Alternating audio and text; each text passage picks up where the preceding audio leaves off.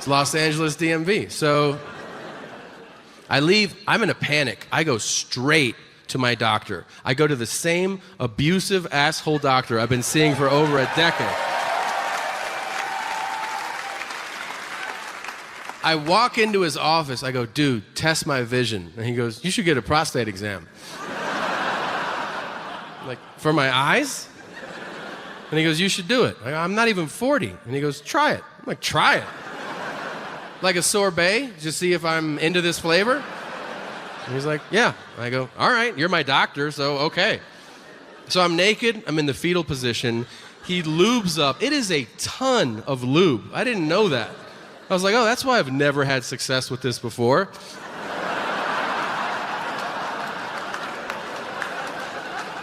And he goes, you're gonna feel a little bit of pressure, and that is my cock. It's my finger, like that. It's moderately funny, but if someone's finger is going in your ass as they say that, you're laughing. I promise you're laughing. Just out of appreciation, you know, you're like, you said cock. That's crazy. And then he checks, rather aggressively, I would add. And he goes, you feel all right? And I go, okay. And he goes, hey, if you want a second opinion, I could put another finger in there. So I go, get it out. And he goes, well, stop laughing. Every time you laugh, you're clamping on me. I can't get my finger out until you stop laughing. And I go, get it the fuck out, now. And then I sit up, I go, did you just give me a prostate exam so you could run those two lame-ass jokes by me? And he goes, yes, I did. And I said, it was really funny, actually. Can we just all agree on one thing? Can we just fucking get on board with the fact that it is time to see an end to the man who walks around in public with a cowboy hat on like he's not wearing a cowboy hat in public? I see these guys everywhere. Banks, grocery stores, airports. And now, not only do I see guys wearing cowboy hats, but they have adopted the cowboy persona, like where they think they're actual fucking, like the... Well, pardon me, ma'am. I'll tell you what. I'll tell you what. I'll tell you what. You look fucking ridiculous right now. Like you're a cowboy? Really? Cock-a-doodle-doo. Bang, bang, bang, bang, bang, bang. Fuck out of here. Here's all I want from cowboys. Just be cowboy all the way, all right? Work with livestock. Like if somebody says, let's go get a beer, I want to hear you say, I got to shave some sheep. End your disputes with a pistol. If somebody cuts you off in line, be like, meet me at the saloon at noon. I'm a cowboy. And you better ride a horse everywhere. If you wear a cowboy hat, you shouldn't be allowed to sit in cars or look at planes. You should just be like, I tell you what? I tell you what. San Francisco sure is a pretty city. Yeah, I'll see you there in 6 months when you get there on your fucking horse. If you're a cowboy, then I am a knight. I'm a knight, and I'm gonna wear armor every day in case somebody wants to joust, and you leave me alone because I'm doing the queen's work, okay, mummy? You know who likes to be cowboys more than anybody? You know who? 3-year-olds, because they're not developed yet. And they go, mommy, and you go, yes, you're a cowboy, and your sister's a princess, and your father's fucking Batman. Because you live in La La Land, you don't know what's going on right now. Cowboy hats should come with class rings. So I feel like the same guy that buys one buys the other anyway, you know?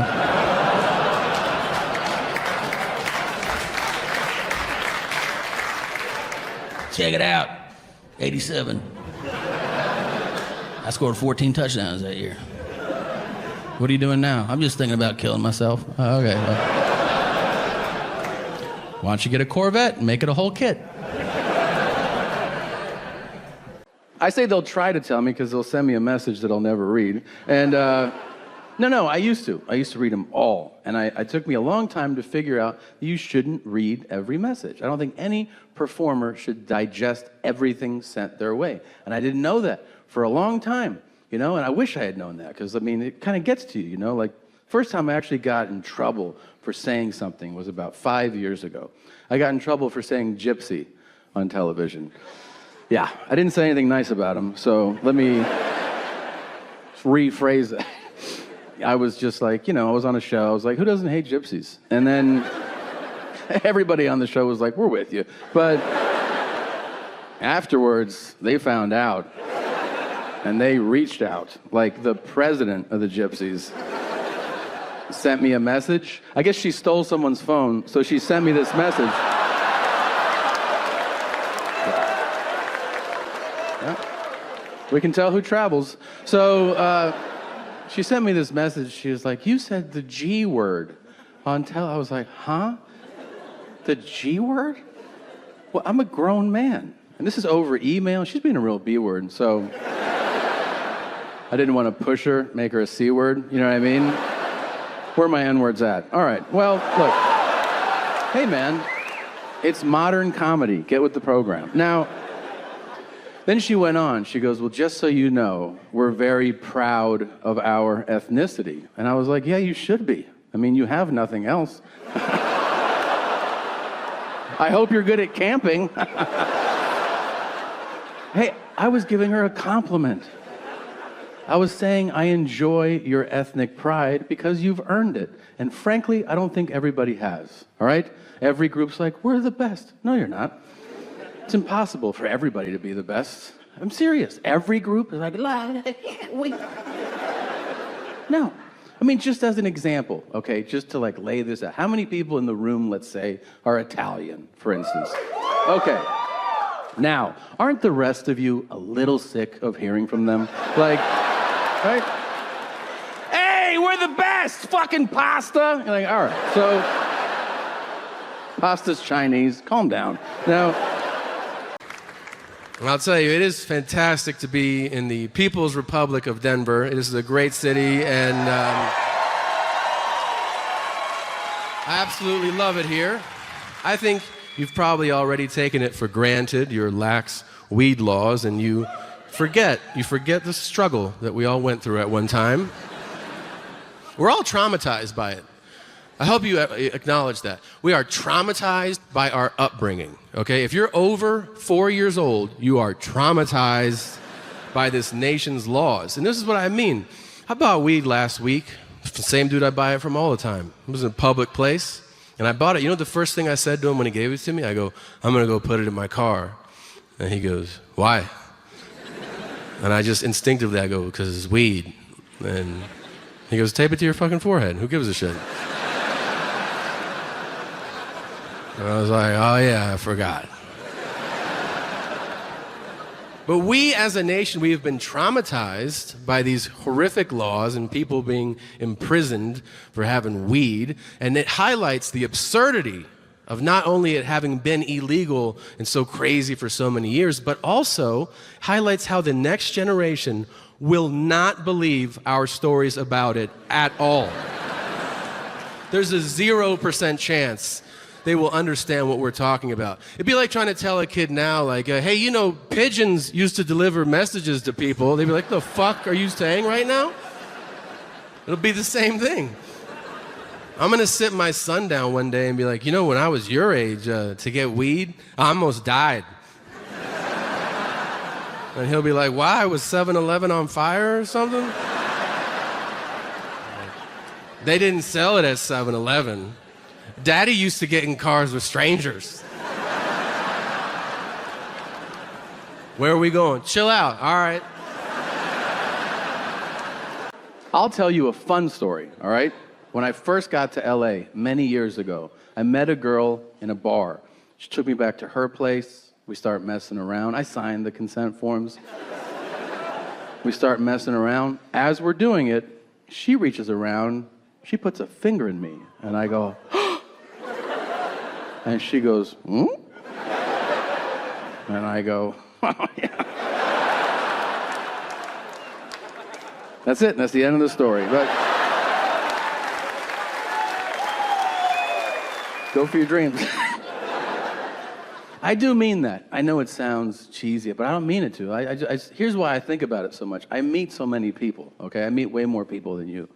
It's not even close. So here's the thing. People usually say nice things to me, you know? They're like, oh, thanks for coming. I had a good time. Conversations naturally will turn, and I'll ask somebody, oh, what do you do? Do you know what I hear like 98% of the time? They'll be like, it fucking sucks. I hate it. And then I go, oh, why don't you do something else? And they'll go, it's too late. My life's fucked. It's good to meet you, man. And they walk away. Yeah, that sits in my head. So I think about it. But I have advice. And this is the advice that I hope you leave with, all right? This is it. You just need to learn to do one thing really well. And it's this. You need to learn to manage your expectations. It's not an innate thing you're born with. It's a skill. If you work at it, you'll get good at it. And the more you manage your expectations, you'll feel more fulfilled, less depressed, happier overall. I'll share with you my life's greatest disappointment, which in retrospect is my fault. I didn't know it at the time. I do now. And I'm going to tell you it's going to be upsetting to some people, but hopefully we can use it as a learning tool. So here's what it is, all right? I think that 69ing is overrated and it sucks. Yeah. Yeah, you see that? Some people clap, and some people are like, arrest this man. But listen, the story of why is more important. Do you remember when you first heard about it? I do. I was in 3rd grade, and that's too young, all right? One of the older kids told me, and I was like, what? At the same time? I almost had a seizure. I didn't know what he was saying. I didn't even have references so I could pretend like I understood. I was like, that's like eating a cheeseburger covered in ice cream while you're taking a shitter. And he was like, that's exactly what it's like.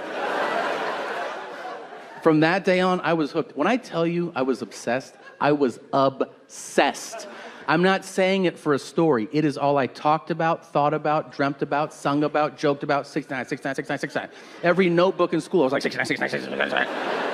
Every sports team I was on, I was like, I'm number 69. And they're like, this is 5th grade basketball. Why don't you chill out, buddy? Every birthday, every Christmas, my dad go, what do you want? I go, I want 69. He goes, shut up and stop saying that. And I was like, no, defiant, no. 69, 69. It's gonna be the best, be the best, be the best, be the best, be the best. 69. It's gonna be like smoking meth out of God's dick. I wanna do it, I wanna do it, I wanna do it. And I built it up, and I built it up, and I built it up. And when I finally got to do it, You know what the first thing I said was? Get off me, all right? My neck hurts. I can't get my nose out of the way. Does it feel good? It feels like I'm working, all right? It'd feel better if you flipped over and polished me off, and then I'll do you. Why's it gotta be at the same time? Are we late for something?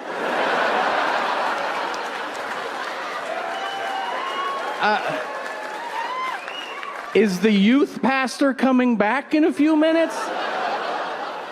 Let's take turns like we learned in kindergarten. What type of maniac 69s as an adult? I mean, if you're a guy, I hope you're at least a gentleman about it and you lay on your back and you're not one of these savage fucking pigs who's like, I prefer this angle. And then you can hear the fight to live underneath you.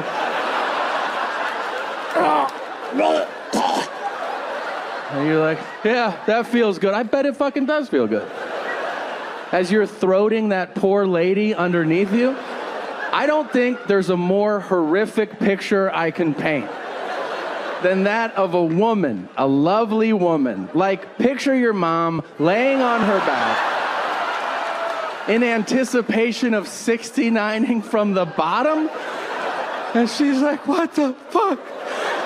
And she's got that look on her face like, is the search party gonna find me here? And then a man, a disgusting man,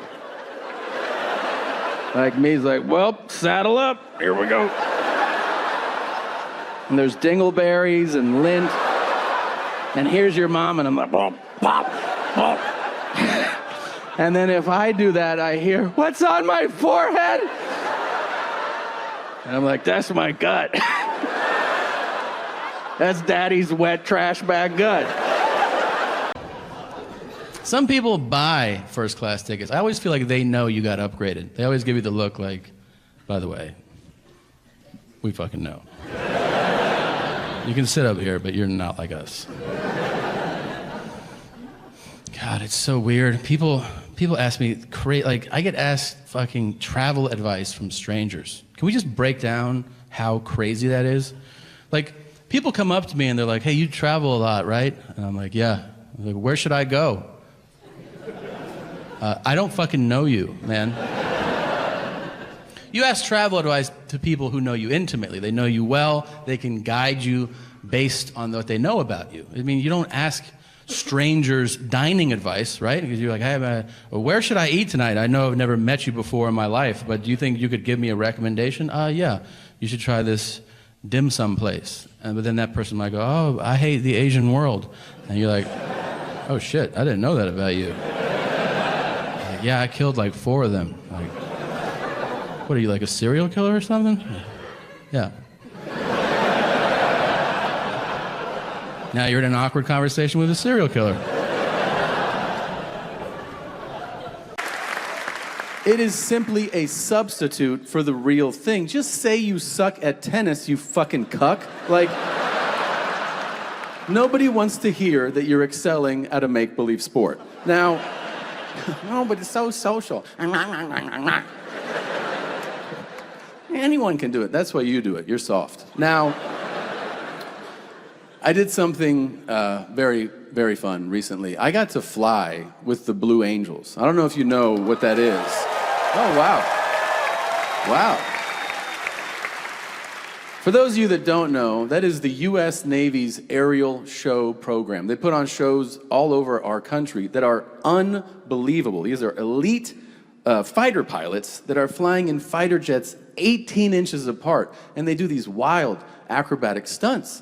And I went to the show, and it was amazing. And then afterwards, I met one of the organizers, and very casually, I was like, yeah, I wish I could go up in one of those. And they were like, yeah, you can. And I go, what the fuck, really? And they go, yeah, if you come to Pensacola, Florida. And I was like, ugh. Okay. So I went to Florida, I went to the base, and I met one of the pilots. This dude looked like he was designed in a lab, and then AI just shit him out, okay? This is one of the most beautiful men. I think about this guy every day, okay? My last thought before I go to bed at night is his jawline, and then I go, I fall asleep. So I walk up to him, I go, hey, I'm Tom. And he goes, I'm 7. Whatever you say, Daddy. If you're a 7, I'd hate to meet a 10. You know what I mean? So 7 tells me, he goes, hey, we're gonna do some wild stuff up there. So don't eat a lot, because if you eat a lot, you will definitely throw up. And I go, oh, wow. What if I throw up? He goes, I'll give you a little baggie, and you can puke in that. I go, thanks, dog. What if I shit? He goes, people don't shit.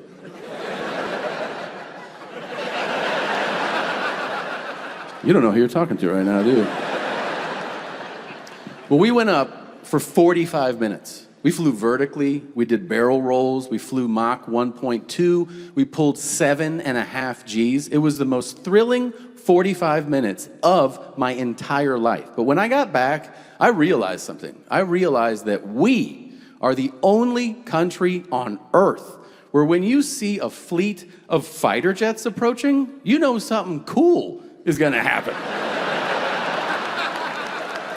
It's just us.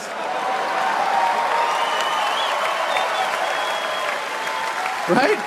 Like, dude, we send them to the Daytona 500 to kick shit off so that every asshole there can go, look at that. That's fucking cool. You're like, yeah, here. But if you're in the Hindu Kush province of Afghanistan and you see 7 F-22s, you're not like, oh yeah, today's the race. You know, you just go, ugh. And that's it. That's the last fucking sound you ever make before you hear, and then there goes your mom's village. All right, so USA. Now, well, sure. Why not?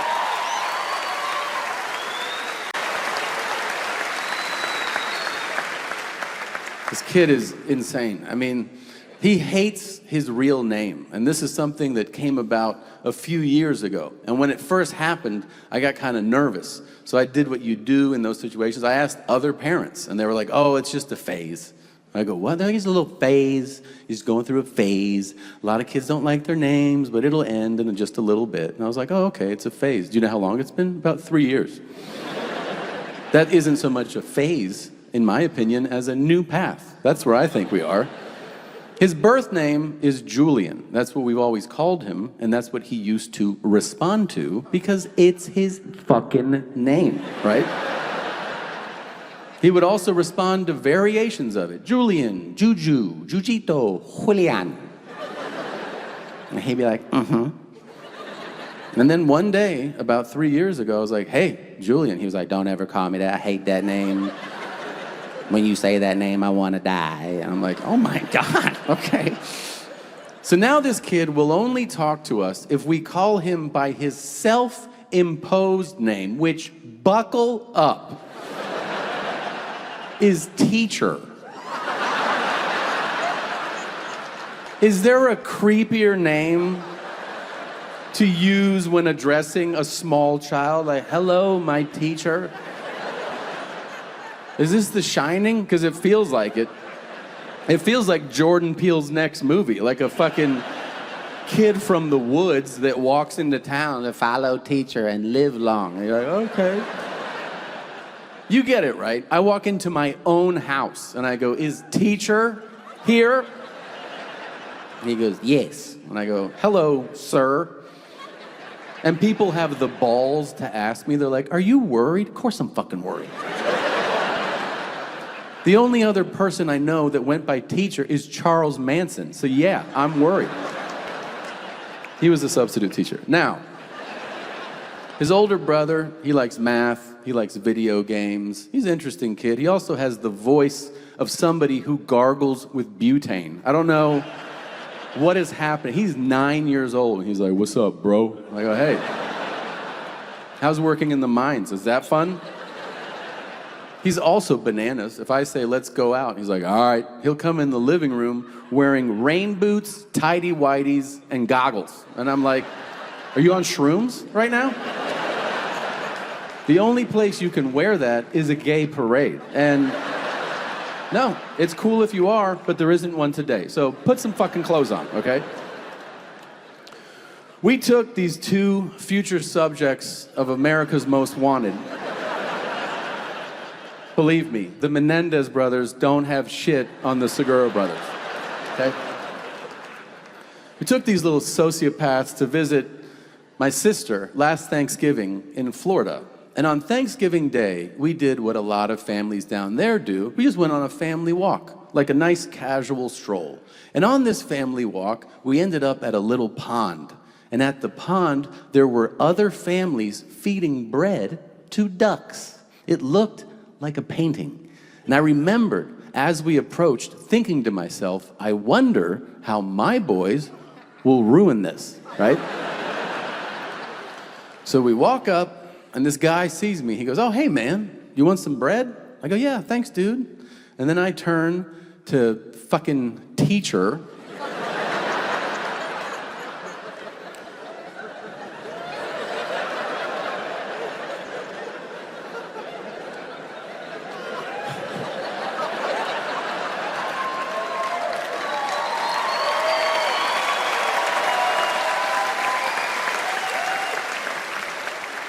I go, hey, teach. Bread? And he goes, give me that. And he's just like throwing it as hard as he can. And I'm like, all right. And then I turn to his brother. I go, here you go. He goes, I don't want that. I go, what? He goes, I don't need that. Happy Thanksgiving.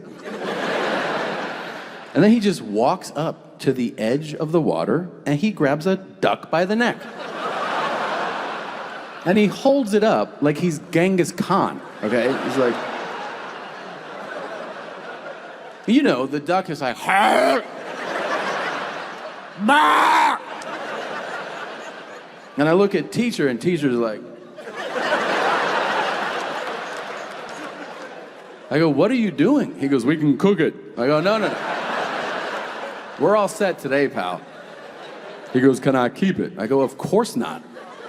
He goes, you're never fun. I go, let it go. And he goes, oh. And then I turn and I see all the other parents are like, ha. And I go, he's a foster kid, like they're bad, you know? We're trying to make him good for you guys. Yeah. Well, you know, we got him in Ukraine. He's been a handful. He's blonde. They bought it. We'll all be 800 pounds. I can't fucking wait. Now, speaking of weight, I actually lost a decent amount of weight recently. I was, That's right. I was in a weight loss contest with the fattest man on earth. And yes, may have seen him. His name is Brent Crystals. And I beat him in this contest because I'm a better person. But that's not what I want to talk about. I lost about 50 pounds. And, you know, yeah, maybe you're out there right now and you're thinking like, hey, man, if you can do that, I can do that. Probably not. I mean, look what I'm doing right now. Can you do this? I don't fucking think so. I'm just an awesome guy. But you know what sucks? When you lose weight on a public platform like I did, you get all these messages. I get so many messages. People are like, you inspired me. And I'm like, oh, I didn't mean to.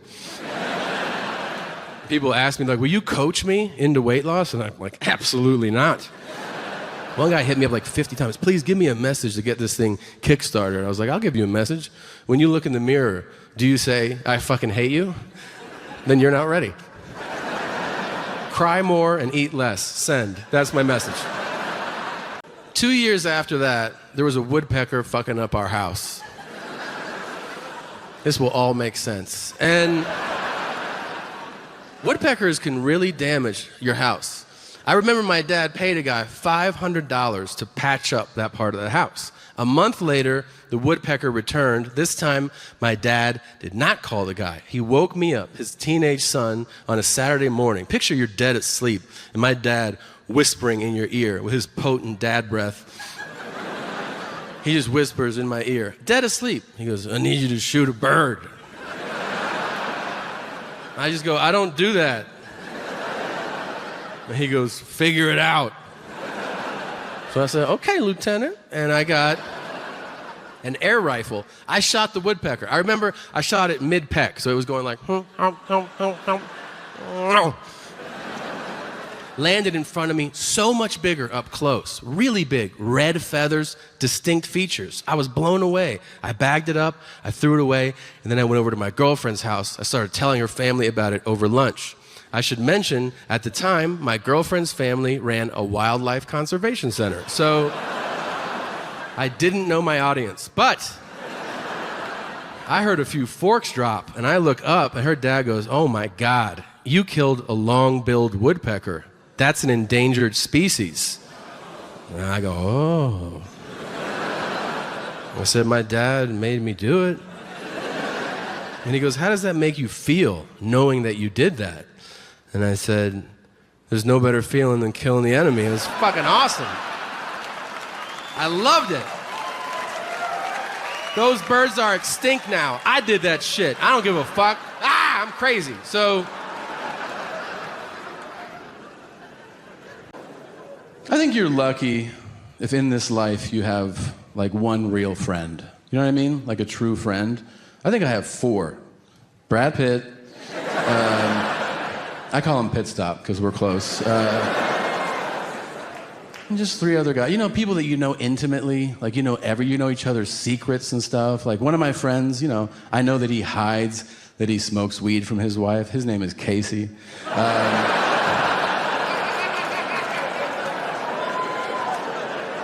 One of my friends, he hides that he eats McDonald's from his wife because he's fat, and his name is Charlie. I guess they know now, but you know. But it's wild when you find out something new after knowing people that long, you know? I've known these guys like 25, 30 years. And I found out last week, so 25 years into these friendships, that I'm the only one who eats ass in that entire group. Isn't that crazy to you? Like,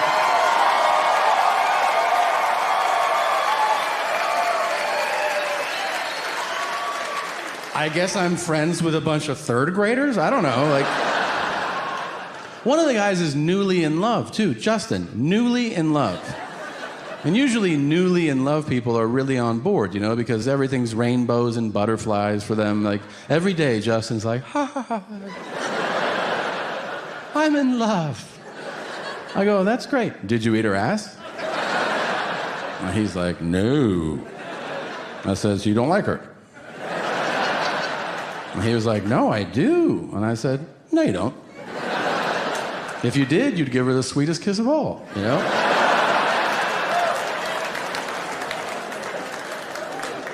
And he goes, that's where she shits. I was like, yeah, don't do it then. Wait a while, you know? Put her in a bath or something. That's what I did with Brad. Now,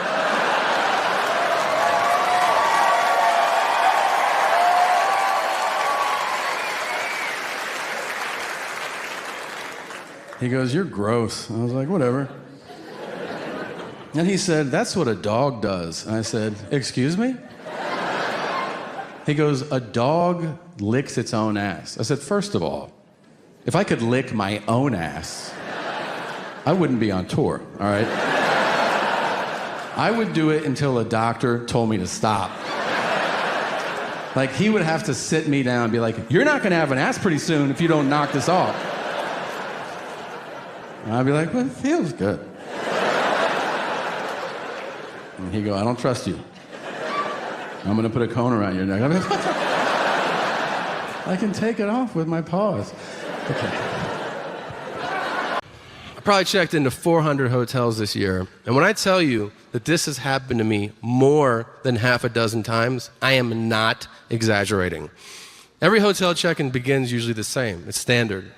Hotels, the people at the desk, they go, last name? And this just happened to me. Last name? And I go, Segura. And the guy goes, whoa, are you Japanese?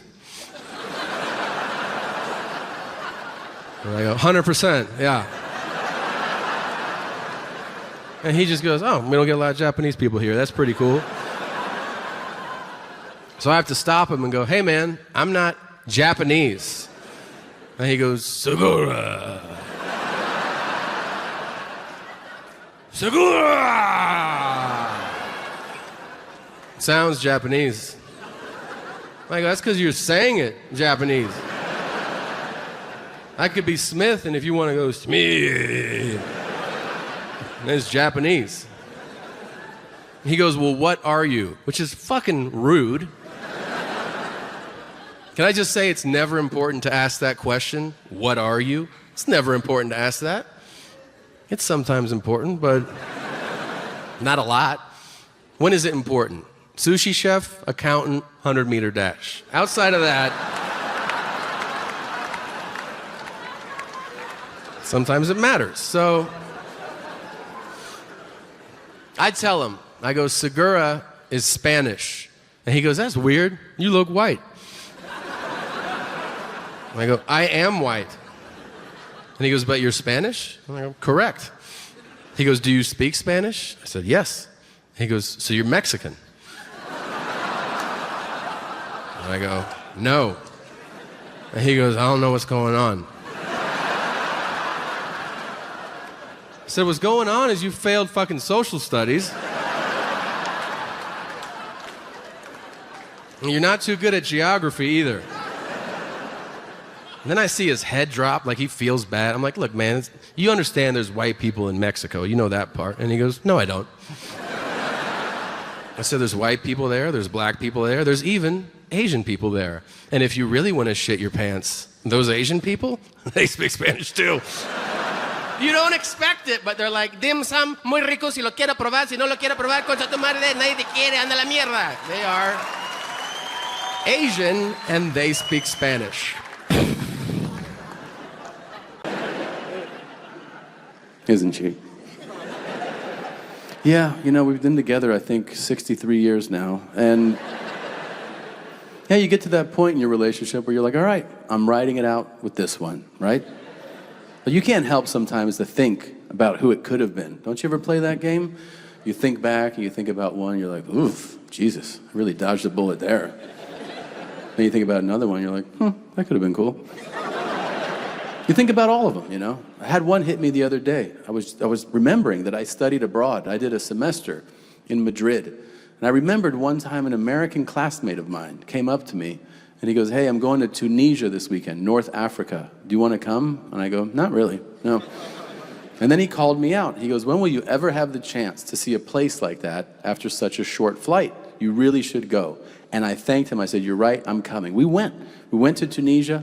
We checked into a hotel. We see this beautiful woman in the lobby, and we approach her together, but we're gentlemen. I go, hey, we're American students. We're studying in Spain. We're here for the weekend. And she goes, I'm French. I'm traveling alone. I'm looking for heroin today. And my friend goes, she's yours. And then he just walked away. And I was like, let's see where it goes, you know? And we rode camels, you know. We tried to score some H. And then we're in her room later, and we're making out, and it's starting to heat up. And I want to make this very clear to everybody. I stop her, and I go, I got to tell you something.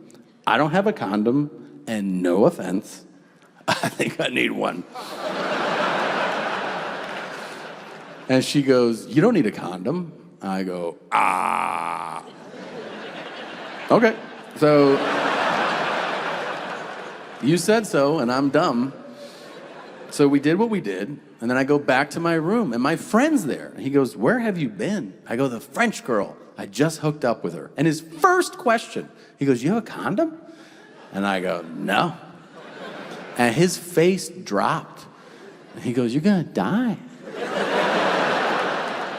And I go, I am gonna die. I didn't sleep 1 second. In the morning, I go downstairs for breakfast, for fucking Tunisian breakfast. It was like dates and hummus. I was like, you're gonna eat this first thing in the morning and wash it down with coffee? You're gonna shit some memories out right now. So I ate, I shat, and I saw her. She knew something was up. She's like, what is wrong with you? I go, last night, we did what we did, and we didn't use protection. And she goes, that's okay. And I go, no, it's not. And she goes, it's okay because I take medicine. I go, why do you take medicine? Is your T-cell count like 12 or something? She goes, I take medicine to not make babies. I go, the pill? You think I'm worried about getting you pregnant? How would you even find me? You're just gonna write a letter? Dear America. A man calling himself Big Daddy Kane fucked me in North Africa. And she goes, calm down. I go, I can't. This woman reached into her purse and pulled out pills. I didn't even ask what they were. I was just like, oh. What was that? Vitamin C? She goes, Xanax. You just ate 3 Xanax. And now you're gonna relax, you big baby. And like a minute later, I go,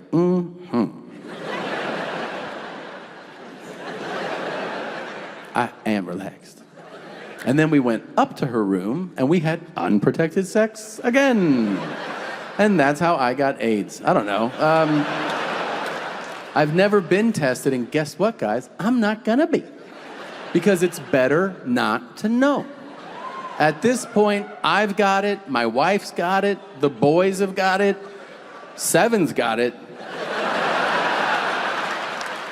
Oh yeah, for sure.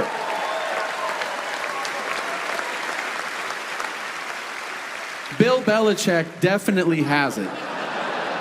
But you know what? I feel good skinny. So thank you, AIDS, and thank you, Milwaukee. You guys were the best. Thanks very much. Have a great night. Thank you. Guys, we've covered a lot of stuff tonight. We really have. Some of you might, not think highly of me. I don't know. Some of you might be like, this guy's fucking stupid. Some of you might think I'm offensive. Some of you might think I'm unenlightened. I don't know. But I will tell you this. I believe in humanity. I do. I believe we're all here together. And I believe there's no such thing as coincidence. And I think I can tell you the story that will also make you believe this. All right? A few years ago, I was in Washington, D.C., and I was sharing a cab with a woman I didn't know. Never met her before in my life. We're splitting the cab. Midway through the ride, as I'm looking out my window, I hear the woman go, hey.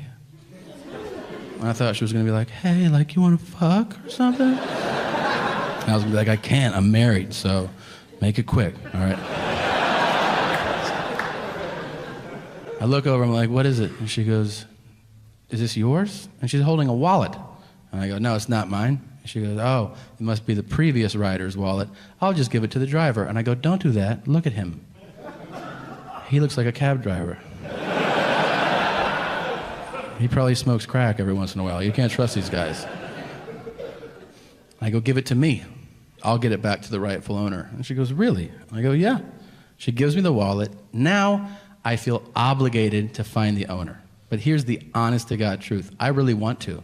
I've always dreamed about finding a wallet. I don't know why.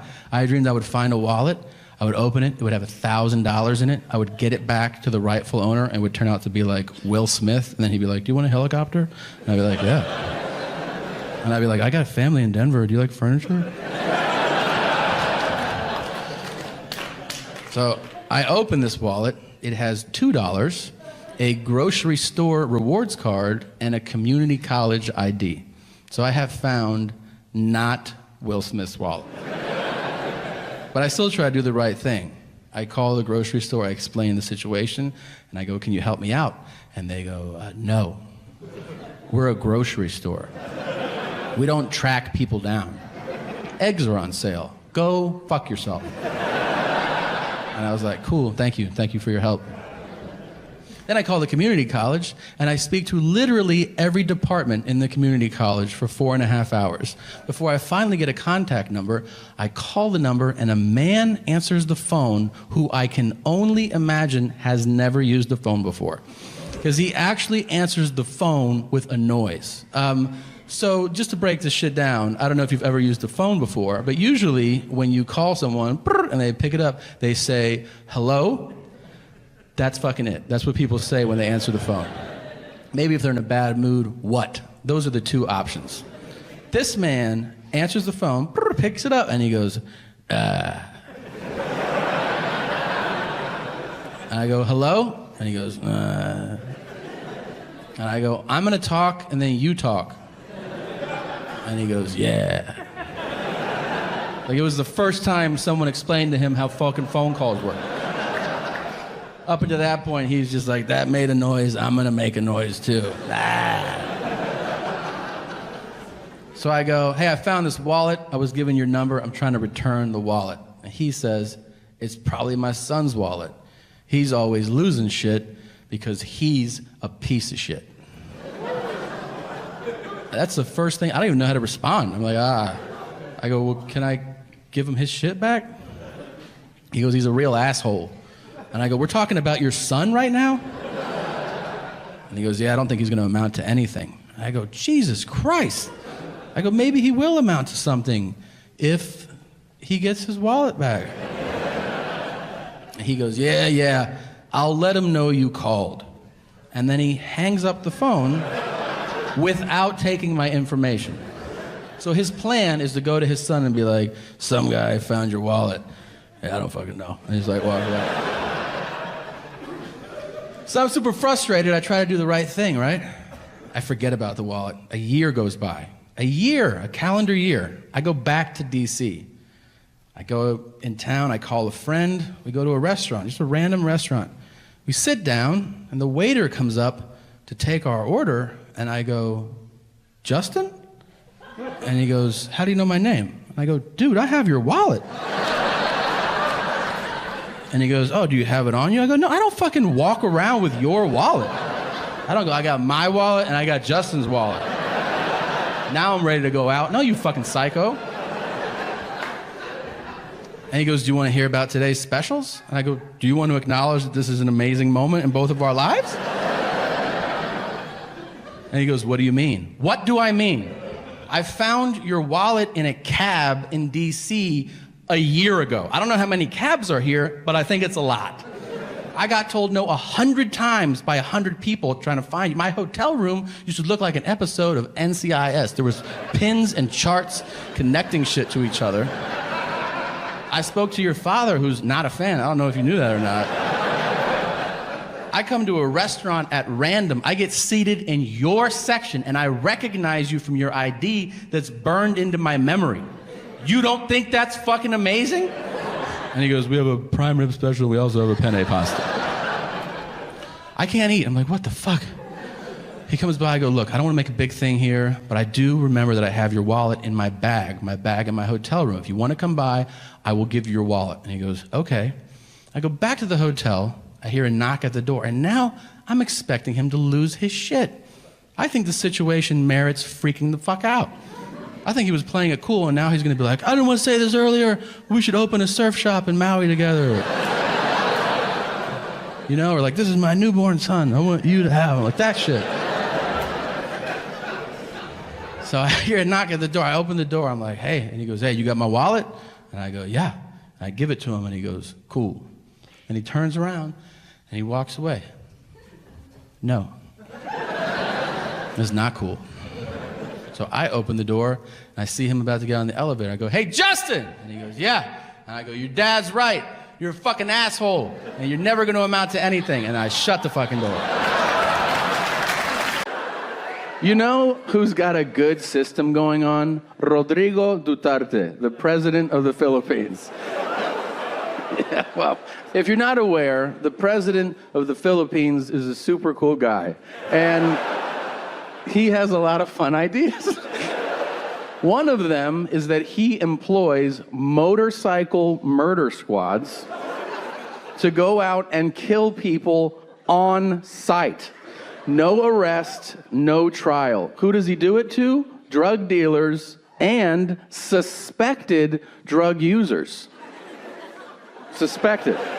Do you know how many tired people die every day in Manila? Isn't that crazy to you? You could walk out of your house at 5 in the morning like, oh, shit. And then you hear, You're like, oh.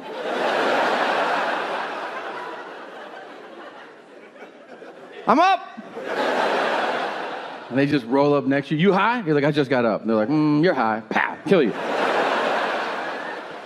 It's horrific. It's reprehensible, and I hope that we adopt it here. Not for drug usage, obviously. I think we should reserve it for people who have public speakerphone conversations with their phones in front of their face like this. You know? Yeah. Who are these people just walking around oblivious to the world around them? You're waiting in line to buy a coffee, you have to hear a fascinating two-way tale amplified.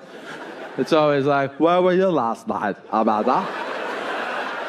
How about that? I was higher. I was high. I was high. Slice her fucking throat. Right in line. Kick the body. Have a coffee.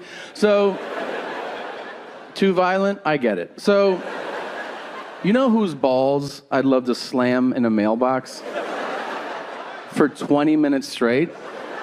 All right, let's get serious. Guys, I think it's time we have to start taking better care of the environment. All right?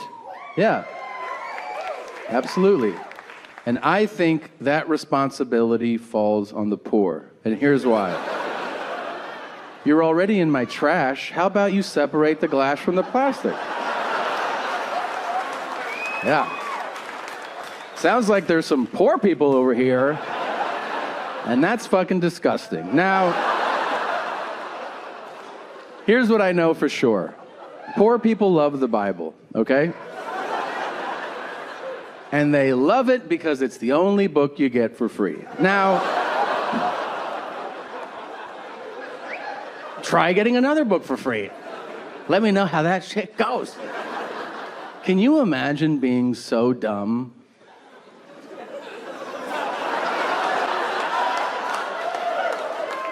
that you're superstitious? Imagine being so impossibly stupid. Personally, I have nothing but contempt for all superstitions and all superstitious people. I hate all of them. I hate riding in the car with someone who's like, we're about to drive over a bridge. Like,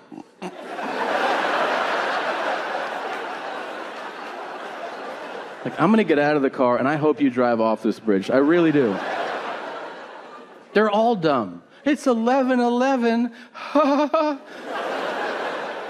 Make a wish. I wish you would drink a smoothie of cyanide and broken rocks. That's what I wish.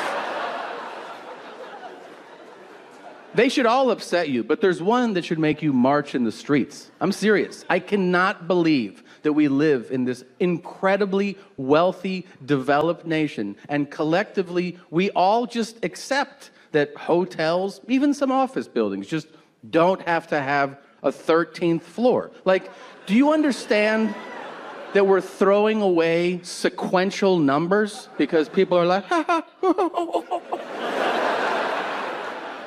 You can go to a nice hotel, the fucking Four Seasons. It'll go 12th floor, 14th floor. And if you go, I'm sorry, why isn't there a 13th floor? Well, that's a spooky number.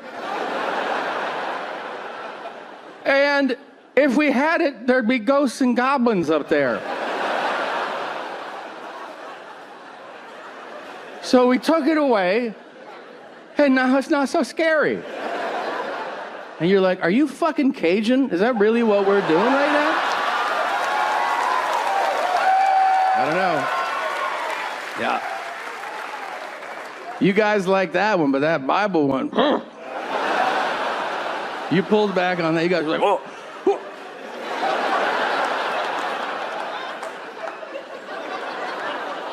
He listens to every show. It's cool. I talked to him before the show. He said it was a good angle. Don't worry about it. Now,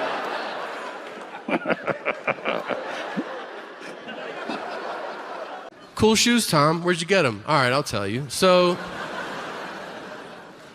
I was doing shows up in Portland, Oregon, and did a few shows, big show like this. Group came up to me afterwards, and they go, we noticed you have Nikes on. Do you like them? And I go, yes. And they go, do you want to come to Nike headquarters tomorrow? And I said, not really, no. I like your shoes. I don't want to see your office, man.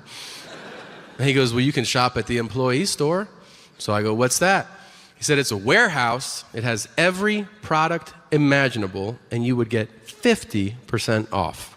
And I go, how about I rent a U-Haul and I empty your fucking store tomorrow? He goes, have at it. I get excited. Next morning he calls me. He goes, I wanted to tell you, you can come to Nike, but you're not allowed to shop in our store. And I go, why? And he goes, we put your name in our system and it was flagged. And I'm like, flagged by Nike for not doing sit-ups? Like, what the fuck's that all about?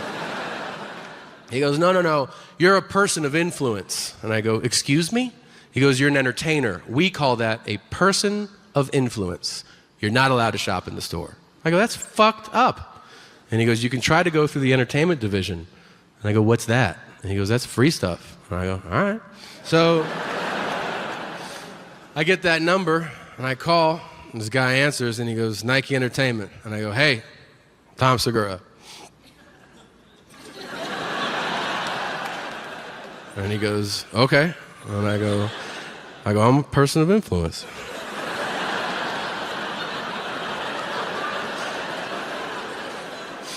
And he goes, okay. And I go, I'm calling about my free shit.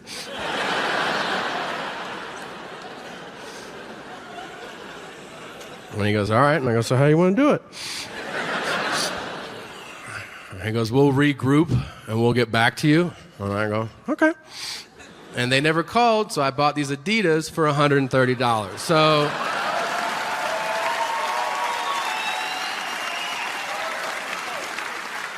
fuck you, Nike.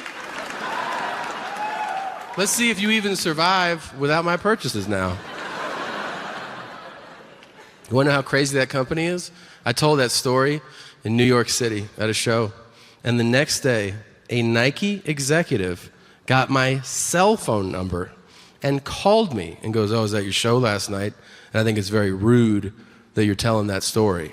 And I go, I think it's rude that you didn't give me free shit. And he goes, I think you should stop telling that story. And I go, fuck you. Get out of here, man. He goes, fuck you. And I go, why don't you change my diaper?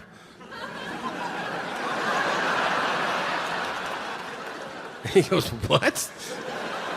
I said, you heard me, bitch. It was at that moment I realized we have this amazing insult at our fingertips that we're just not utilizing enough. Why isn't change my diaper part of the lexicon? It should be the ultimate insult. It should be like, fuck you, why don't you fuck your mother, why don't you change my diaper, game over. I'm serious. Rappers should wear them in videos and be like, change my diaper, bitch. The president of another country should tell ours, change my diaper, orange man.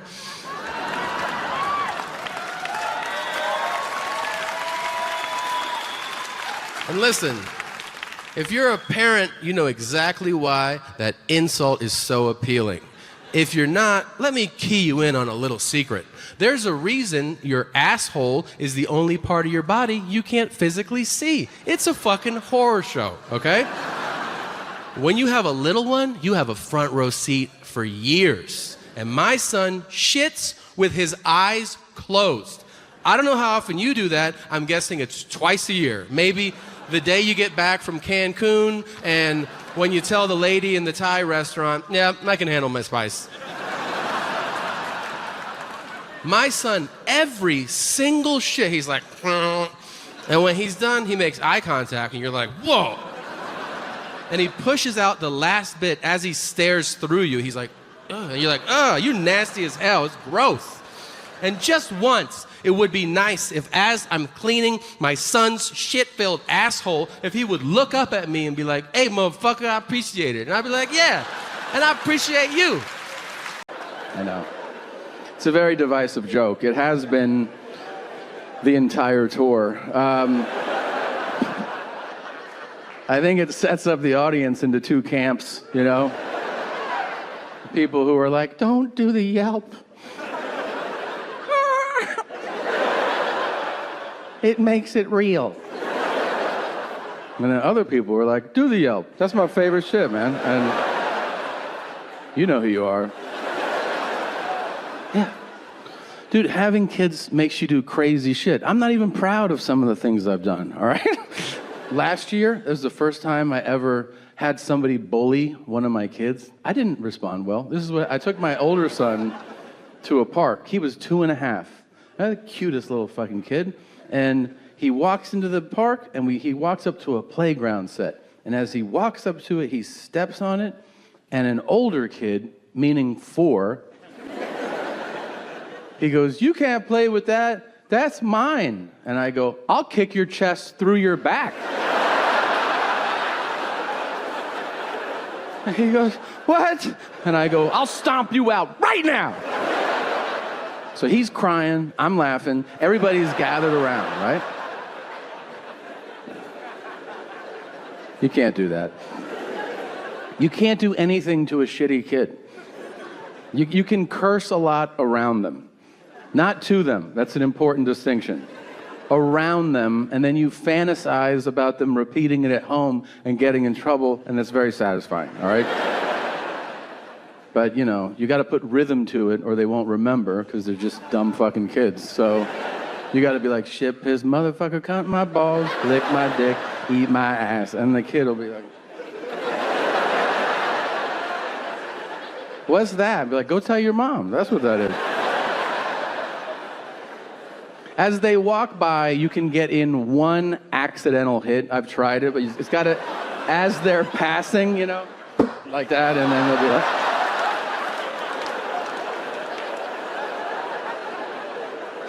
shit past motherfucker.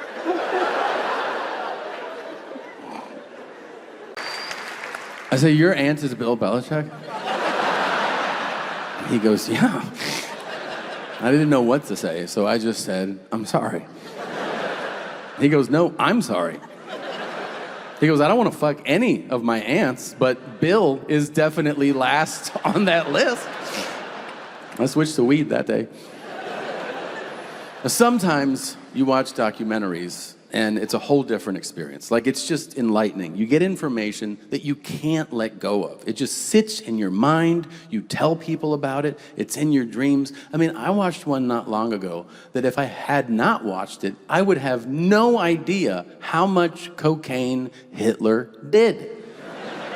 No idea. Like, everybody knows the Third Reich was on meth. You know that, right? The entire German army, they were on meth during World War II. Picture that. 100,000 German soldiers marching through the Ardennes forest, supposed to take 6 days, and they did it in 28 minutes. That's meth. You imagine you're sitting in a cabin in Belgium just drinking fucking milk, I guess. And you hear, "Un Auschenhaben," and you're like, holy shit. A la mer. And I mean, you ever been around somebody on meth? I have. It's unsettling. They never stop talking. They want to fuck everything. And those are Americans. Can you imagine what these kinky-ass Germans were like? Just, oh, I want you to suck me dry. Hey! Gunther, back off. Now, Hitler did meth too. It's very well documented. A lot of people don't know he was given cocaine in the mornings by his personal doctor. Like, you think Michael Jackson's doctor was out of line? That was propofol to go to sleep. That's JV shit, okay? Like, I want to go to sleep. Oh, fuck. Hitler would wake up, and then his doctor was like, "Good morning, my Führer," and fucking, and he was like, Jews! Dude, to start your day with an 8-ball and a heart full of hatred is wild. Here's what I really want to know. Why am I learning about this at 46? I feel like every little kid should know this, you know? Like, kindergartners should come up to all of us and be like, "Do you know how much cocaine Hitler did?" You don't think that's the best deterrent story for a kid? I do. When I was a kid, they go, "Don't do coke." And you go, "Why?" And they're like, "That's what rock stars do." And you're like, "Oh, okay." You mean like Slash and Eric Clapton? And they're like, "Yes, they're up till 6 a.m. and they're shaving their bodies and they're fucking girls. Is that what you want to do?" And you'd be like, "Boo." Anybody else do coke? Yeah, Martin Scorsese. You're like, "Yeah, that fucking worked out." How about a bad guy? We don't have any. Well, there is this one. I don't know if you've heard of him. His name is Adolf fucking Hitler. He was doing mountains of coke. By the way, he was having the same dumb conversations your friends have. He was just having them about war. He was like, "We should go to Stalingrad in December."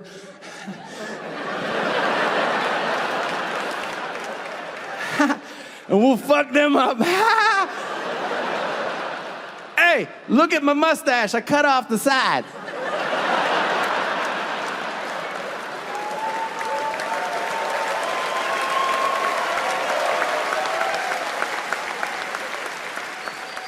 You guys want to see my art? It's pretty good. It's mostly me choking ducks. Look at this shit. You think Mussolini likes me? All right, well, no, it should be said. He was a real knucklehead. Now, to further that point, I'll tell you this. I remember 2 years ago, I'm sitting at a cafe in Los Angeles for lunch. I sit down. As I sit down, my friend, I can hear her audibly say, "I can't believe I'm thinking that." And I go, "Thinking what?" And she goes, "Oh, nothing." And I go, "What is it?" She goes, "It's embarrassing." And I go, "Well, just tell me." She goes, "If I tell you, you'll make fun of me." And I go, "I always make fun of you. Just say it."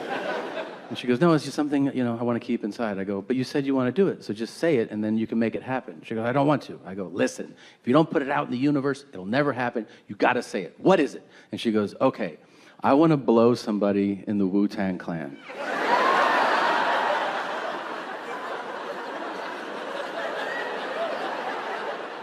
Now, I immediately think, what would my mom say, And I tell myself, don't be like mom.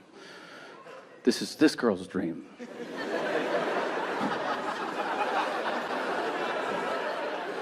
So I look her dead in her eyes, and I go, you should try. There's a bunch of them. That's what I said. Now, 3 months later, she got on their tour bus, and she told them, and guess what? They all accepted. If you are not familiar, there are 9 guys in the Wu-Tang Clan. 9. So many guys. That's so many. Can we park for a moment at how many dicks 9 is? I don't even understand how anyone's sitting in their seat right now. There's people out here like, what else you got? Are you shitting me? That's not a lot. Close your eyes and picture 9 dicks. You're like, oh my God, they're everywhere. Yeah, because there's 9 of them. That's why. I'm not slut shaming. I'm saying objectively, 9 is a lot of anything. Like if I was like, I had cinnamon rolls today, and you're like, how many did you have? I had 9.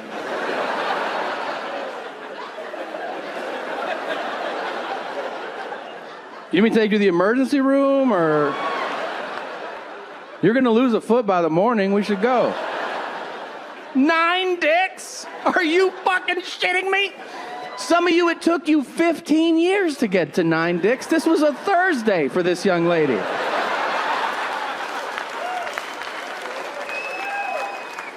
Try to imagine the physical labor involved with blowing 9 probably not small dicks.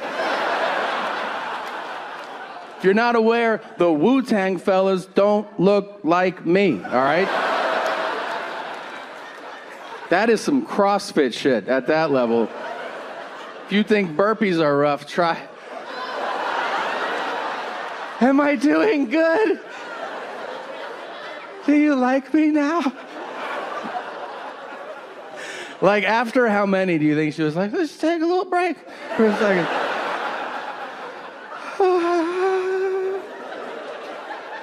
What the fuck am I doing? Why are they so mean about it? How many is that? 4, 5. Am I done? And they're like, no, you're not done.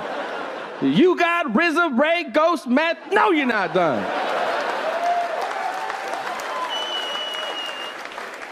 And she's like, but my neck hurts. And they're like, you gotta protect your neck. Don't you listen to our music?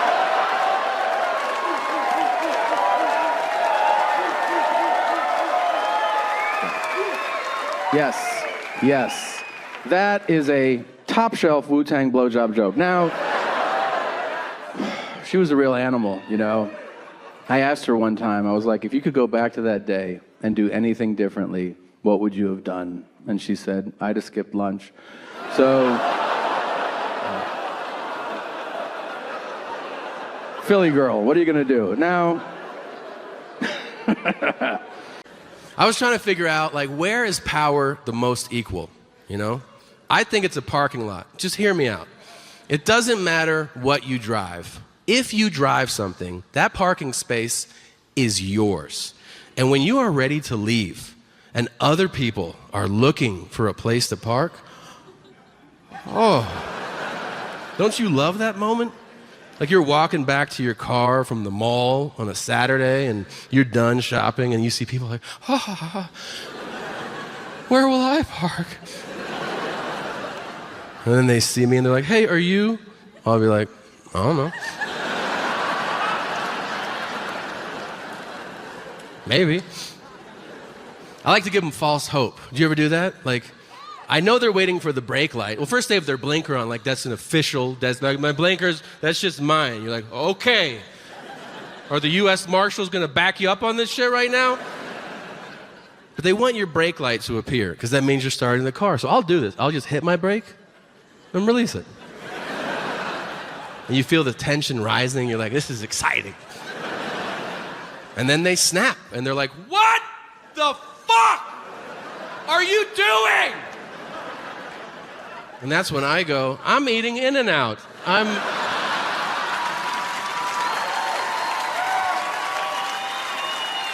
gonna have this burger now. It's probably gonna take an hour, I don't know. But then as soon as they drive by, I'm like, nah, I'll eat it later. I'm gonna go ahead and take off.